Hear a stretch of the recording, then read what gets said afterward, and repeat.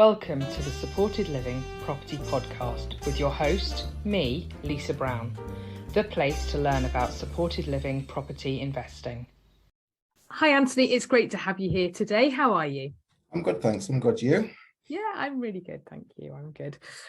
Right. So for people who don't know you, do you want to introduce yourself and tell people a bit about you? Yeah, sure. So my name's Anthony Wallace. I run an organisation called Transitions Housing Solutions. We provide supported accommodation for single adults, and we're starting to do families. So we run an unregulated service based in Nottingham. We cover 3 districts at the moment, but we are in the process of expanding into different areas now. Fantastic. It's exciting. It's exciting seeing you grow and seeing all the stuff that you're doing, Anthony, because you're going into new stuff all the time, aren't you? Yeah, definitely. You mentioned in that unregulated support. People listening might not know what that is. So do you want to just explain what that is at the beginning? In a nutshell, it's basically support for vulnerable adults, but it's not regulated by anyone at the moment. However, that is likely to change as things progress over the next year or so. So we provide support accommodation for vulnerable adults that need low to medium support. That can be anything from getting into employment, housekeeping, education, training, life skills. We passport them onto different organisations for specialist support. For example, we have a lot of service users that have got substance misuse issues, mental health issues. It could be medical. We've got an individual who is currently on end-of-life care at the moment that's residing with us. So we have a wide range of kind of tenants at the moment, service users. So you would provide that kind of more basic support like you were talking about at the beginning, which is unregulated support because it's not personal care, which would fall under CQC, or under 16s, which would fall under Ofsted currently, wouldn't it? That's correct.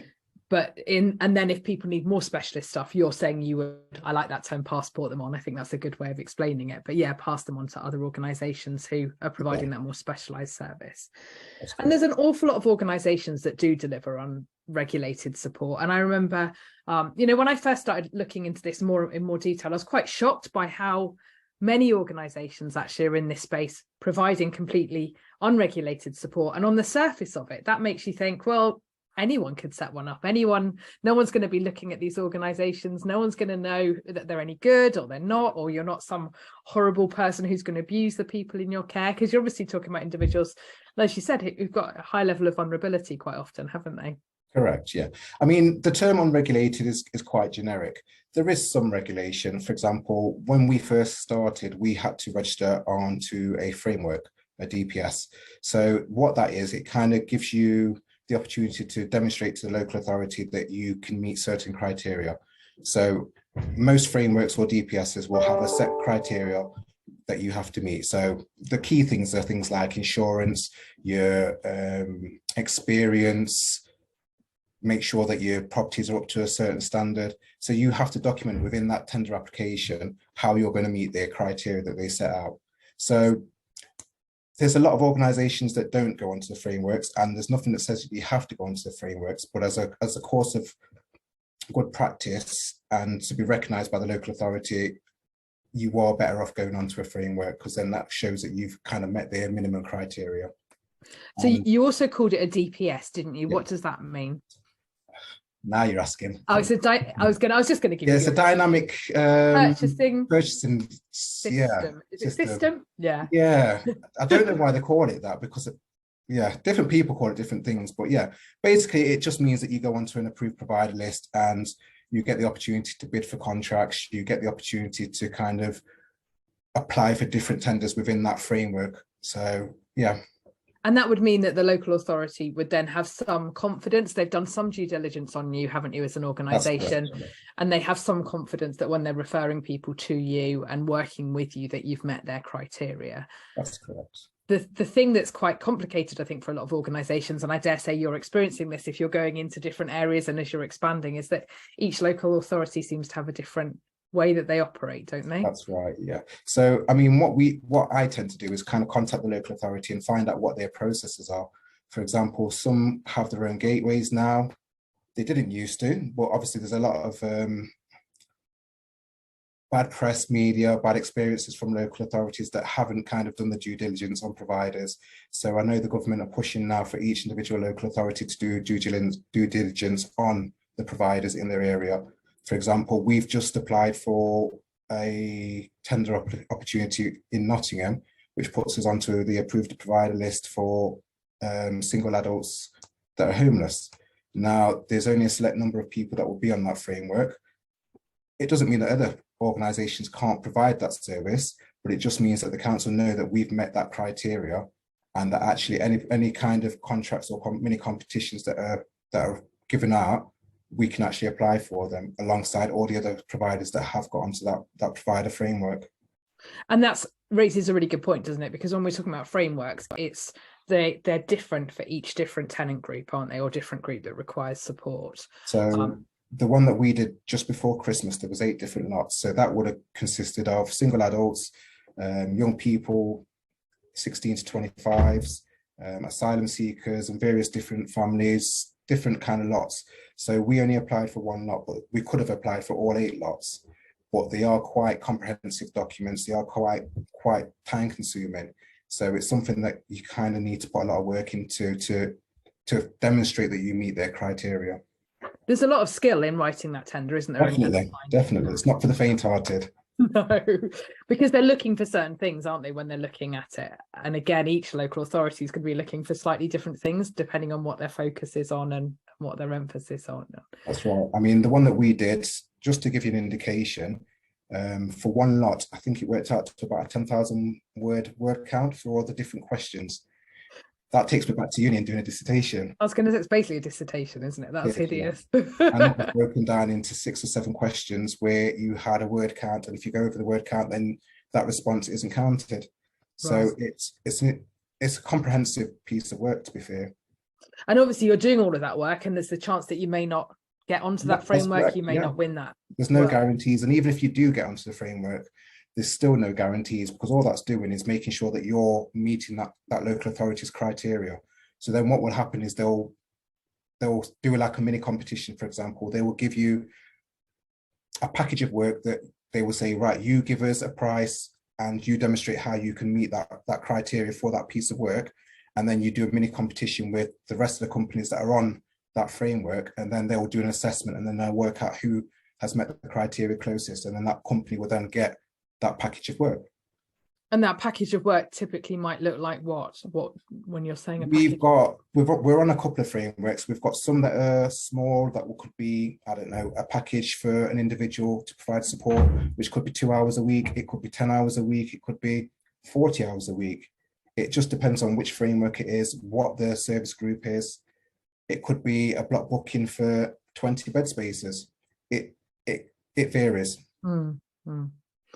So there's huge variety with the kind of work, and within different local authorities, the variation of what they're looking for within that as well.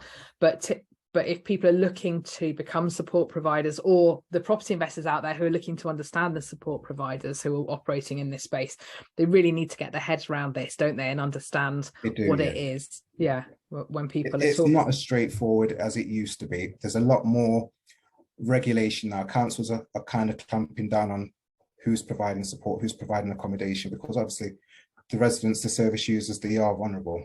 And rightly so. We need good organisations supporting people. You know, it's really important, isn't it? But I guess the concern is it going to swing too far and become so difficult for people to access the work and provide that support? Sorry, Anthony. It's never going to be a bad thing, whichever way it goes. Yeah, and I think that's definitely the case. I think it's the good providers are welcoming this change and this, this thing, and those who've got something to hide are the ones who are a bit scared of it and are worried about it. It's generally been my experience. You also mentioned about gateways, about that some local authorities have gateways. Yeah. What does that mean? So it's pretty much the same kind of thing. So we've contacted one local authority and they have a gateway system now. So rather than putting a tender out on practice, they've basically got an application form. You fill out the application form explaining what your experience is, what you want to provide, how you're going to provide it, and then they kind of assess it based on that. And then what they'll do is they have a pool of, I don't know, potential referrals, and they will give it to the providers that have been assessed through that gateway process. So you wouldn't go onto the You It's wouldn't just go onto another the model. framework in that way. You No, would be. no. No. So it's Okay. not as formal. Mm-hmm. And some areas have open and closed frameworks, don't they? And others stay open, or some close them and open them at certain times. Yeah, so obviously the one that we've just completed it was the first round. So they opened it in November, closed it in December. That may not open again until next year. Well, the end of this year, sorry. They may, if they didn't get enough people on the framework, then they're obviously able to open it again to get more people to apply. So it just depends on what the demand is and on what the local authority want to achieve. And that's really important, because if you're looking at the new providers out there, often I've talked to new providers and they say, oh, I'm going to set up a service in this area. And I say, are you on the framework? Yeah. Oh, no. And they haven't even investigated whether the framework's even open. And some areas, they shut them for quite a period of time, don't they? I think, there's some commissioners I know who don't open them for 2 years. So actually, that's a really big period in which if you're setting up a service, you're not going to be able to get any work. Yeah, I mean, don't get me wrong, it's not the be all and end all. There are ways of kind of getting work. You can do spot purchases if there is a demand, and you can get referrals from different organisations as well. So obviously the local authority aren't the only people that kind of refer people onto supported housing services. There's the NHS, there's the Ministry of Justice, there's local charities that can make referrals.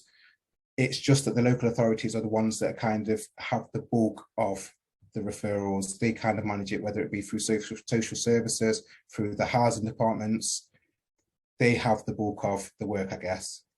And how would you make contact with those other organisations, Anthony, if you were in that situation of that new provider and the framework's not going to be open for a while? And so for us, the way that we made contact was just by kind of speaking to them and finding out what their needs were. At the end of the day, you're providing a service, but there's no point providing a service if there isn't a need for it. So it's about communicating with organisations that are working in the area that you're working in or want to work in. For example, if you want to do mental health supported housing or care, you speak to the mental health professionals, you speak to the NHS, you speak to mental health organisations like, I don't know, MenCap, places like that. So anyone that's kind of working in that field, they would be able to give you an indication as to what the demand is and whether there is a need for the service, I guess, because they're already working with that client group. You also mentioned about spot purchasing and spot. How does that work? So it depends on the organisation, it depends on the client group. You could potentially speak to, I don't know, if you're working with young people, you could speak to the children's leaving care service, the social services, if you're working with families or children, care homes, if there's people that are wanting to move out of care homes and you're doing domiciliary care or something like that. It just depends on the service group. It's kind of making contact with organisations that are actually working with that service group and kind of presenting what you're offering and whether there's a need for it. Absolutely. And I think in the experience that I've had, I mean, I know some very specialist organisations who never go on frameworks. Their services are always spot purchase because they're delivering a very, very unique specialist service that maybe each local authorities may only need, excuse me, 2 or 3, of those over a couple of years, so they don't have a framework for that, but for that very specialist service, it's always, the services are purchased off framework in that manner. And that's down to reputation as well. So if you provide a good service, then actually you don't need to be in a framework because your services will be in demand.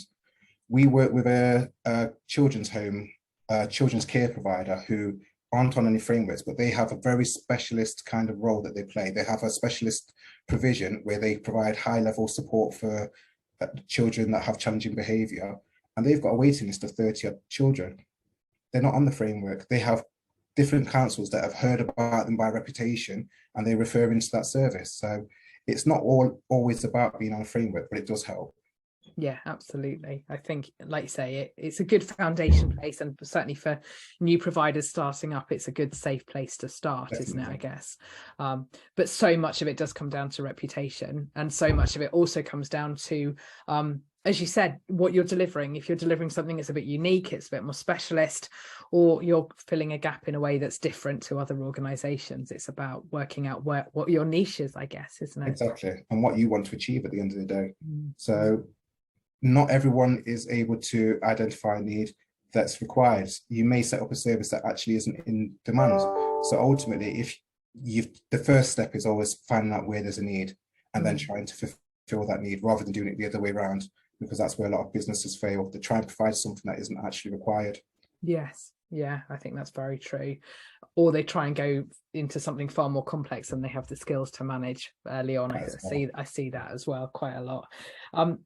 Are there so what would you need to do to prepare to get onto a framework? That was one of the things we were going to talk about as well, wasn't it? What else would you need to do?